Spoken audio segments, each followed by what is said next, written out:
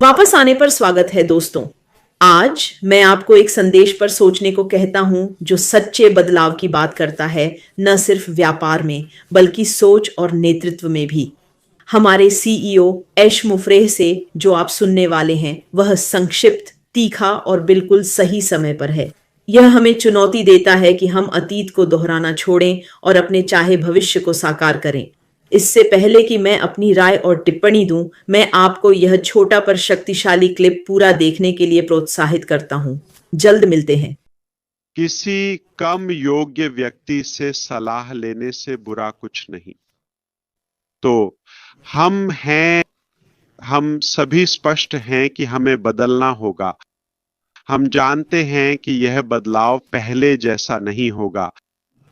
हम विवरणों के बारे में कम बात करेंगे। जब चीजें होंगी तब उनके बारे में बात करेंगे। अब सवाल है, हम अगले चरण में कब जाएंगे?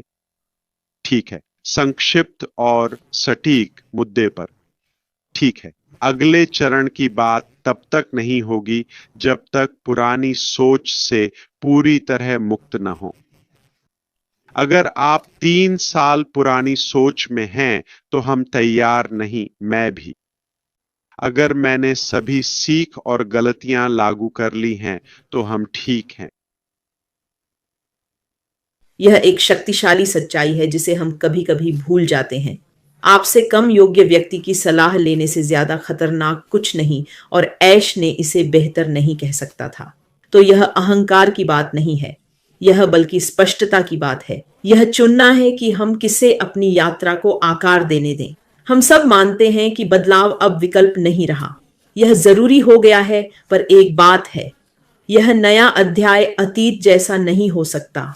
हम पुरानी सोच को नए भविष्य में नहीं ले जा सकते जो हमसे कुछ अलग मांग रहा है।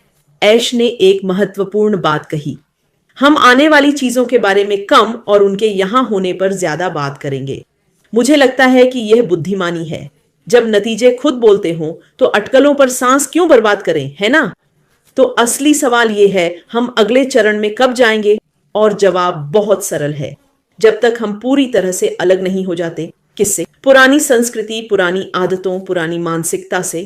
अगर आपकी सोच अभी भी 3 साल पुरानी है तो आप तैयार नहीं हैं।